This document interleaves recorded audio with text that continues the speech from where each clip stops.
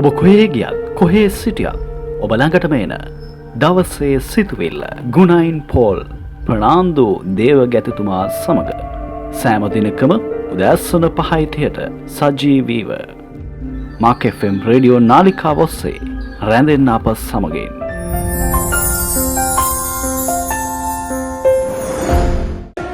Hi, we are Cubans and we listen the daily sermon by Pastor Paulo Fernando. It has been very nice for us for our Christian lives and it's so good sermon. මම සෑම කෙනෙකුටම කියනවා මේ වචනය දවස් පතාම අසන්න ඒ තමන්ගේ ජීවිතවලට එක්කාසු කරගන්න. දවසේ සිතවිල්ල තුලින් අපේ ආත්මික ජීවිතේට ගොඩාක් වර්ධනයක් දෙන පණවිඩ ලැබෙනවා. ඒ නිසා මම ඊට බොහෝ ස්තුතිවන්ත වෙනවා. ඇත්තටම හරි ආසයි මම මගේ ජීවිතේ පටන් ගමු දැසන අවුරුදු විගසම මගේ සිතවිල්ලට අහුම්කම් දෙනවා. ඒක මගේ මුළු ජීවිතේ දවස පුරා දෙවන් වහන්සේ මාව ගොඩක් ශක්තිමත් කරනවා.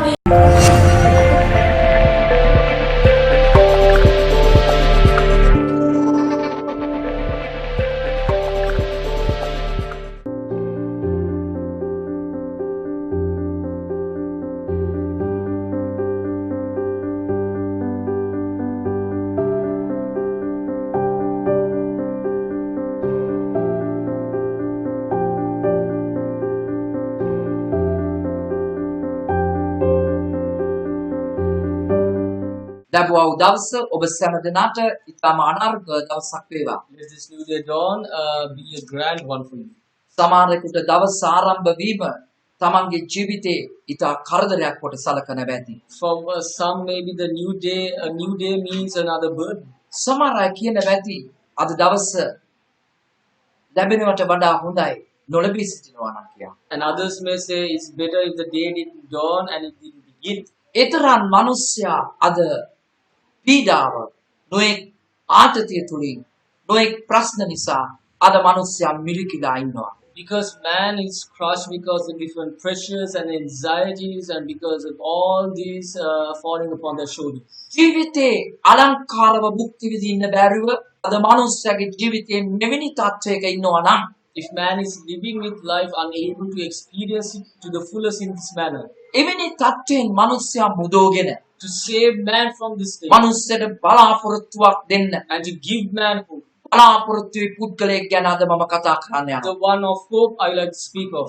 මම ආගමක් කතා කරන්නේ නැත. I do not speak of religion. ආගමකින් හොඳ ප්‍රතිපත්ති තිබේ. Religions have good principles. ආගමක හොඳ දේ කියනවා. There are good things said in නමුත් religions. හොඳ දේ කිව්වට මගේ ජීවිතේ ඇතුලේ වෙනසක් කරන්න ආගමකට සමහර විට බැරි. But maybe good things are said, but internally nothing may not be able to be changed in us. මම කතා කරන්නේ ජීවමාන පුද්ගලයෙක් ගැන. I speak of a living person instead. ඒ ජීවමාන පුද්ගලයා මුළු ලෝක ඉතිහාසයේ අපි එතුමාව හඳුන්වනවා ජේසුස් ක්‍රිස්තුස් වහන්සේ. In all of history since the beginning of time, this one is named Jesus Christ. කවුද මේ ජේසුස් වහන්සේ කියන්නේ? Who is this Jesus Christ? එතුමා තවත් ආගමික නායකයෙක් නොවේ. He is not another leader of religion. එතුමා දාර්ශනිකයෙකුත් නොවේ. He is not a visionary. එතුමා යහපත් දෙයක් උගන්වපු ගුරුවරයෙක් පමණකුත් නොවේ. And he is not only just a teacher of good things. එතුමා යම්කිසි පාතිහාර කරලා මිනිස්යන්ට පාතිහාර කරන පුද්ගලයෙක් පමණකුත් නොවේ. He is not just a supernatural being that does miracles and helps others. එතුමා මුළු ලෝකේ මවපු දෙවිඳුන් දුෂ්‍යමානව අපි අතරට ආව අපේ ජීවිතේ වැටුණා ස්ථානය වලින් නැවත ගොඩ ගන්න පිණිස. But Jesus Christ is God himself who has been materialized so that we can be saved from the pits that we have fallen into. එතුමා ගැන මම පෞද්ගලිකව ඇයි කතා කරන්නේ? Personally, why do I speak of he? එතුමා ගැන මම සාක්ෂිකාරයෙක් ලෙස පෙනී සිටිනවා. Because I am a testifier or a witness to him. සාක්ෂිකාරයෙක් කියන්නේ මොකක්ද? Who is a witness? අපි දකිනවා උසාවියකදී We see in court, සාක්ෂි ඉතාම වැදගත්. witnesses are very A important උසාවියේ නඩුකාරතුමා for the attorneys and the judge, තීරණය ගන්නේ සාක්ෂි පදනම් මතයි. their discussions will always be centered upon the witnesses. සාක්ෂි වර්ග දෙකක් තිබෙනවා. There are two types of witnesses. ඇසින් දුටු සාක්ෂි. Eyewitness, ඒකට කියනවා ඍජු සාක්ෂි කියලා. that means direct witness, ඒ වගේම වක්‍ර සාක්ෂි or තිබෙනවා. also indirect witnesses. නමුත් උසාවියේදී But in court, A ආණ්ඩුකාරතුමාට for the judge ඉතාම පහසු වෙනවා නිවැරදි විනිශ්චය දෙන්න to give the best verdict, ඇසින් දුටු සාක්ෂි වලින්. it helps a lot for him to do that through eyewitness. හෙබ්‍රෙව්ගේ පොතේ ශුද්ධ බයිබලයේ In the Holy Bible, in the book of Hebrew, 12 වෙනි පරිච්ඡේදයේ chapter 12, මෙන්න මෙසේ කියනවා. it says as this. අපි බලමු ඒ කොටස. Let us read that part. එබැවින් මෙපමණ මහත් සාක්ෂිකාර සේනාවකින් අප වටව සිටින නිසා සියලු බරද පාසුවෙන් අප අසු කරන පාපද ආකදමා ඇදීලේ කටුවරයාද සම්පූර්ණ කරන්නා වූ ජේසුස් වහන්සේ දෙසම බලමින් අප ඉදිරියේ තබා තිබෙන දිවීම ඉවසිල්ලෙන් දුවමු. දෙවියන් වහන්සේට ස්තුති වේවා. Let thanks be to the Lord. යේසුස් වහන්සේට For Jesus, ලෝක ඉතිහාසයේ in the history of this world, ප්‍රබල සාක්ෂිකාරයෝ වැඩිම සංඛ්‍යාවක් ඉන්න පුද්ගලෙක් තමයි යේසුස් වහන්සේ it කියන්නේ. is to Jesus Christ who has the largest amount of living witnesses or eyewitnesses of Him. යේසුස් වහන්සේට ගේ සාක්ෂිකාරයෝ ලෝකේ අද 2020 වන විට ලෝකේ ප්‍රබලම සාක්ෂිකාරයෝ වටව සිටින එකම පුද්ගලයා තමයි යේසුස් ක්‍රිස්තුස් වහන්සේ. Jesus Christ is the one person, even at the year 2021, has the greatest amount of witnesses behind him and who can testify of him. යේසුස් වහන්සේට උන්වහන්සේගේ මුල් ගෝලයෝ අපොස්තලෝ හැටියට බයිබලයේ හඳුන්වනවා. ඒ යේසුස් වහන්සේගේ මුල් ගෝලයන් ඇසින් දුටු සාක්ෂි තමයි යේසුස් වහන්සේ ගැන ඔවුන් ප්‍රකාශ කළේ. The first disciples of Jesus Christ, as the Bible mentioned them as the apostles, the witness, the testimonies they give are which they witness with their own eyes. යේසුස් වහන්සේගේ ගෝලයෝ ආගමක් නෙමෙයි දේශනා කළේ. The disciples of Jesus did not preach of a religion. යේසුස් වහන්සේගේ ගෝලයෝ දර්ශනයක් නෙමෙයි ප්‍රකාශ කළේ. And the disciples of Jesus did not speak of a vision. යේසුස් වහන්සේගේ ගෝලයෝ And the යේසුස් disciples, වහන්සේව ආගමික නායකයෙක් හැටියට නෙමෙයි පිළිගත්තේ. and the disciples did not accept Jesus as a religious leader. යේසුස් වහන්සේගේ ගෝලයෝ ඇසින් දුටු සාක්ෂි ඔවුන්ගේ ජීවිත කාලේ එවකට ඔවුන් දැකපු දේ ඔවුන් කිව්වා. As eyewitnesses, the apostles, what they saw, they testified. යේසුස් වහන්සේගේ ගෝලයෝ දැක්කා යේසුස් වහන්සේ අවුරුදු 30දී උන්වහන්සේ සේවය ආරම්භ කරා. The disciples of Jesus saw at 30 years of age, Jesus began his service. උන්වහන්සේ අවුරුදු 3මාරක් ඔවුන් සමග උන්වහන්සේගේ රාජ්‍ය දේව රාජ්‍ය ගැන දේශනා කරන එක ඔවුන්ගේම කන් වලින් ඇසුවා. And in their own ears, they saw Jesus preaching of the kingdom of God for 3.5 years. යේසුස් වහන්සේ ළඟට එවකට ආවා වූ සියලුම රෝගීන් යක්ෂ බන්ධනවල සිටින අය සහ සමාජයේ කොන් වූ සමාජයේ පීඩිත පන්තිය උන්වහන්සේගේ ආදරය ප්‍රකාශ කරමින් ඔවුන්ව නිදහස් කරන එක ගැන ගෝලයෝ තමන්ගේ ඇස් වලින් දුටුවා. And the disciples with their eyes saw demons being cast out, the sick being healed, and the rejected being accepted and given recognition. They all were seen by the disciples with their own eyes. යේසුස් වහන්සේගේ ගෝලයෝ ඔවුන් ඇසින් දුටු සාක්ෂි තමයි ඉදිරිපත් කළේ. And they presented their eyewitnesses or their testimonies they saw to the people. අපි දකිනවා ශුද්ධ බයිබලයේ නව කිව්සුමේ සුභාරංචි පොත් 4 මේ ගෝලයෝගේ ඇසින් දුටු සාක්ෂි අපිට අද දැක ගන්න පුළුවන්. We see in the 4 gospel books in the New Testament of the Bible, all that they saw as eye testimonials, we can see them today. යේසුස් වහන්සේ එවකට රෝමය අධිරාජ්‍ය විසින් ක්‍රිස්තුස් වහන්සේව කුරුසගත කරන එක ඔවුන් ඇසින් දුටුවා. They also saw Jesus Christ being crucified by the Roman Empire as punishment. ඒ සිද්ධිය උන්වහන්සේව අත්අඩංගුවට ගන්න එක They saw Jesus being arrested. කුරුසෙකස ගන්න පෙර දවස උන්වහන්සේ ගෙත්සෙමනේ උයනේ යාඥා කිරීම And the prayer Jesus gave in Gethsemane before his arrest, යේසුස් වහන්සේව අත්අඩංගුවට අරගෙන ඒ කුරීරු කසපාරවල් දෙන දේ ඔවුන් ඇසින් දුටුවා. and they saw the way up to the cross when he was arrested, the lashes of the whips, and all the pain and torture he bare.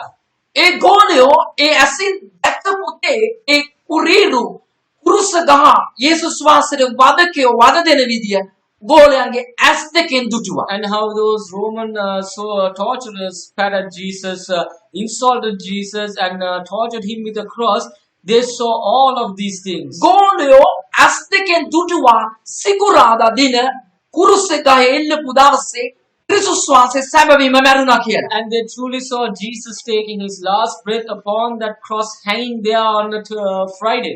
ජීවමාන සාක්ෂියක් කියන්නේ A living testimony. එවකට හිටියා වූ යේසුස් වහන්සේත් එක්ක හිටියා වූ තම ගෝලයන් දුටු දේ තමයි ප්‍රබල සාක්ෂි කියන්නේ. This testimony, which was said by the disciples who lived with Jesus at that time, is a powerful testimony. අද ඉන්න විශාරදයන්ගේ අදහස නෙමෙයි සාක්ෂි කියන්නේ. Now, wise men's ideas are not testimony. අද ඉන්න පුද්ගලයන්ගේ මත යේසුස් වහන්සේ දරන කිසිවක් අපිට වැඩක් නැහැ. Not any ideas man have made or their view of Jesus. is අපි important. විශ්වාස කරන්නේ යේසුස් වහන්සේගේ ගෝලයෝ තමන් යේසුස් වහන්සේ ගැන දුටු දේ ඔවුන් කියනවා ඒ දේ අද සත්‍ය වෙලා තිබෙනවා. And we see that the disciples of the Lord said certain things. Those have come to pass and they are true. We witness them. බයිබලයේ කියන්නේ නව කතාවක් නෙවෙයි. And the Bible is not a novel. බයිබලයේ කියන්නේ යේසුස් වහන්සේගේ ගෝලයෝ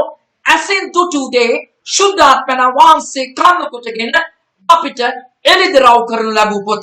The Bible is a book that what the disciples have seen with their eyes through the Holy Spirit. We are able to experience. ක්‍රිස්තුස් වහන්සේගේ ගෝලයෝ යේසුස් වහන්සේ සෙනසුරාදා දින සෝන්ගත වෙන එක ගෝලයන්ගේ ඇසින් දුටුවා. The disciples saw Jesus.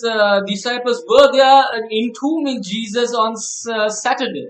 ගෝලයෝ සෙනසුරාදා වෙනකොට ඔවුන්ගේ නිවස් වලට ගියා පරාජිතයෝ ලෙස. And on Saturday, at the end of the ceremonies, they went home defeated. ඔවුන් කලකිරුණා. They were depressed මොකද ඔවුන් දැනගත්තා because they knew යේසුස් වහන්සේ සිකුරාදා දින මැරි සෝන් කළාට පස්සේ එතනින් ක්‍රිස්තියානිය ඉවරයි කියලා. they knew that after they Hallelujah. sealed the tomb in Jesus, he died on Friday and now he's මම gone. දේශනා කරන්නේ I preach of ඒ යේසුස් වහන්සේ ගැන. not that Jesus. හේතුව කුමක්ද? The reason is එතුමා අපේ ජීවිතේ අපිටත් එතුමා මුණ ගැහි එතුමා ගැන අපි ආධ්‍යාත්මිකව අපි එතුමාව ස්පර්ශ කරලා අපේ ජීවිත වෙනස් වීම මත අපි දන්නවා යේසුස් වහන්සේ කවුද කියලා. because that same Jesus who was there living as human at that time has spiritually had intercessions with us, has accounts with us, able to reveal himself to our spirits and to change our lives from within. සතියේ පළවෙනි ඉරුදින The first Sunday of the week, ගෝලයෝ ඇසින් දුටුවා යේසුස් වහන්සේගේ මලවුන්ගේ නැගිටීම. they saw with their own eyes, the disciples saw the resurrection of Jesus Christ. උසාවියකදී ඇසින් දුටු සාක්ෂි ප්‍රබලයි වෙන කිසිම සාක්ෂියක් ප්‍රබල නැහැ විනිශ්චය ලබා දෙන්න. And a testimony that is given on eyewitness is in the court, it's always a strong witness. අපි කතා කරන්නේ මම සාක්ෂි දරන්නේ මෙන්න මේ යේසුස් වහන්සේ ගැන. Now I testify of the same Jesus Christ, මගේ උපතින් ආපු ආගම ගැන නෙමෙයි මම කතා not කරන්නේ. the religion I was born to. මගේ උපතින් ආපු ආගම යහපත් වෙන්න පුළුවන්. නමුත් ඒක නෙමෙයි මම කතා කරන්නේ. But the religion I came from may be a good one, but I don't know. මම කතා කරන්නේ ක්‍රිස්තියානි ආගම ගැන නෙමෙයි. I don't speak about Christianity. මම කතා කරන්නේ කතෝලික ආගම ගැන I නෙමෙයි. don't speak of Catholicism. මම කතා කරන්නේ ජීවමාන ක්‍රිස්තුස් වහන්සේ අපේ ජීවිතේ කරපු දේ ගැන. I speak of what this living Jesus Christ did in එතුමා our life. මුකුත් අපේ ජීවිතේ කළේ නැත්නම් අපිට අද කතා කරන්නේ නැත ඒ පුද්ගලයා ගැන. If he did not do anything in our life, then we would not be A speaking of him. පුද්ගලයා අදත් ජීවමානව සිටින එක ගැන මට අයිතියක් තියෙනවා. මම අත්දැක්කද ඒ දේ තව කෙනෙකුට කියන්න. I have a responsibility and a right that I saw he alive, and if I saw him, then I should speak of him. මම කියන නිසා ඔබ පිළිගන්න එපා. Don't expect him on my word. ඔබට එතුමා මුණ ගැහෙන දවසක් එයි. There comes a day Jesus අන්න meets you. එදාට ඔබ දැනගන්නවා. No on that යේසුස් වහන්සේ කියන්නේ සැබවින්ම දෙවියන් වහන්සේ ජීවමාන මලුන්ගේ නැගිට්ටව අපේ ජීවිත වෙනස් කරන්නව තැනැත්තන් වහන්සේ you කියලා. will know on that day that Jesus truly is the one that is everlasting, and that is the one that Hallelujah. changes our lives. අපි දන්නවා We know යේසුස් වහන්සේගේ ගෝලයෝ as disciples සතියේ පළවෙනිදා on the first ඔවුන් Sunday, දුටු දේ කියන්න පටන් ගත්තා. they spoke of what they saw. ඔවුන් මලුන්ගේ නැගිටීමේ දේව ධර්මයක් කිව්වේ නැහැ. They didn't speak the doctrine of Jesus rising from the dead. අපිට සුභාරච්චි පොත් හතරේ In the 4 gospel books, Suddho බයිබලේ in the Holy Bible, දකින්න ලැබෙනවා. we get to see පළමු කොට කාන්තාවෝ මේ සෝන්ගේ ළඟට ගියේ ඔවුන්ගේ ආගමික චාරිත්‍ර ඉටු කරන්න මලමිනියකට. first there were ladies who went to the tomb to fulfill their rituals and their religious duties. මේ කාන්තාවෝ දැක්කා ඒ සෝනේ ගල පෙරලලා තිබෙනවා. But these the ladies also saw the stones of the tomb මේ open. කාන්තාවෝ දැක්කා සෝනේ යේසුස් වහන්සේ නැහැ. They saw that Jesus is no longer in this tomb. එච්චරයි මේ අය දැක්කේ. That's all they saw. මේගොල්ලෝ දිව්වා.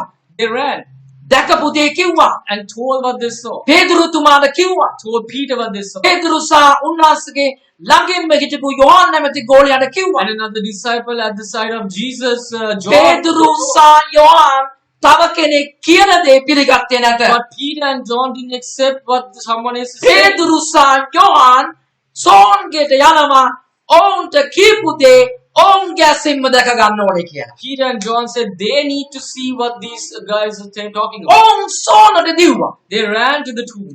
යොහන් පේදුරුව පසු කර දිව්වා කියලා යොහන්ගේ සුභාරංචි පොතේ සඳහන් In වෙනවා. the book of John, it says that John passed Peter and ran faster.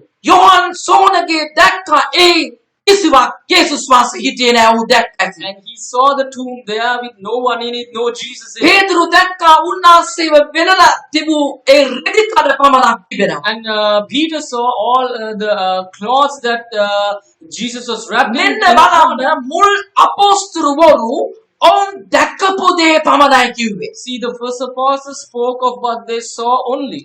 ඒ පලස්තීනේ ඒ යේසුස් වහන්සේගේ සෝන තැබූ ස්ථානය හිස් කියන එක මේ ඔක්කොමලා දැක්කා. All they saw was in Philistine, the tomb Jesus was put in was empty. ඔවුන් විවිධාකාරයෙන් උන්වහන්සේව දැක්කා. They saw Jesus in different ways. ඔවුන් දැකපු දේ කිව්වා විතරයි. And they only told of what they saw. ඔවුන් යේසුස් වහන්සේ නැගිට්ටා කියලා ඔප්පු කරන්න ගියේ They නෑ. didn't try to prove Jesus was ඔවුන්ට ඒව ඔප්පු කරන්න අවශ්‍යතාවයකුත් They නැහැ. do not need to prove Jesus ඔවුන් was දැක්කා යේසුස් වහන්සේ සෝනේ නැත. They saw no Jesus in the එක්කෙනෙක් tomb. දැක්ක මනක්කල්පිත දෙයක් නෙමෙයි. One didn't see an image.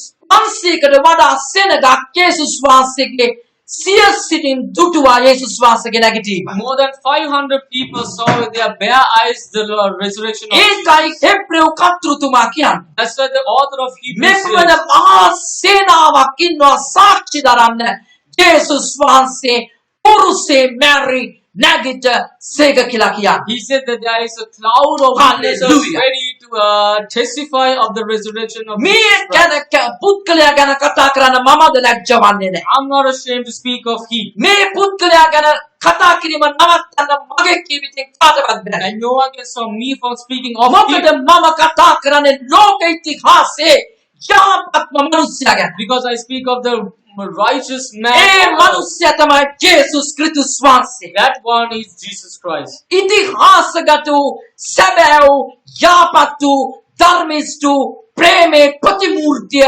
ජේසුස් වහන්සේ.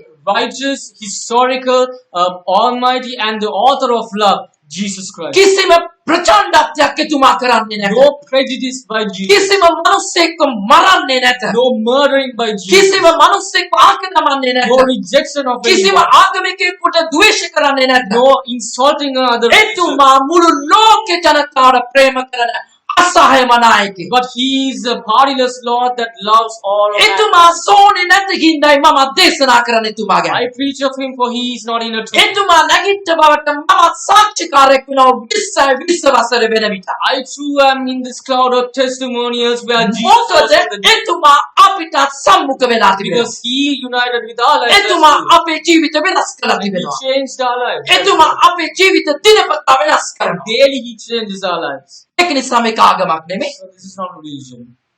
සමහර විට ඔබ වැරදි තේරුම් අරගෙන තිබෙන්න පුළුවන්. Maybe it's a wrong misconception.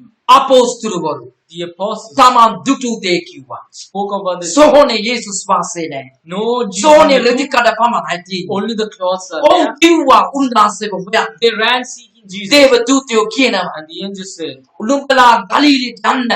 ඒ සෝනේ හිටපු යේසුස් වහන්සේ නුඹලාට කතා කරන්න එනවා. අමු වෙන්න එනවා. go to Galilee and you shall meet the one who emptied the යේසුස් වහන්සේව ගෝලය හැමෝටම සමු වුණා විවිධ අවස්ථාවල. And in different occasions, Jesus met all his මනෝගේ disciples. නැගිට යේසුස් වහන්සේ එක්ක ඔවුන් එකට කතා බහ කරමින් කෑම කමින් ඔවුන් ඒ මනෝගේ නැගිට යේසුස් වහන්සේව 500කට වඩා සෙනගක් තමන්ගේ මැස් වලින් දුටුවා. And this Lord of Resurrection, more than 500 people ate with him, spoke with him, dined with him, and lived with him. ඒක නිසා අපි කතා කරන්නේ බලවත් සාක්ෂිකාර සේනාවක් ඉන්න යේසුස් වහන්සේවයි. So we speak as people of a great testimony එතුමා behind Jesus. අපේ ජීවිතේ වෙනස් කරමින් අපිට සම්මුඛ වුණා එතුමාට අපි ආරාධනා කරන විට. And when we invite Jesus into our lives, he too unites ඔබේ with our ජීවිතේට lives.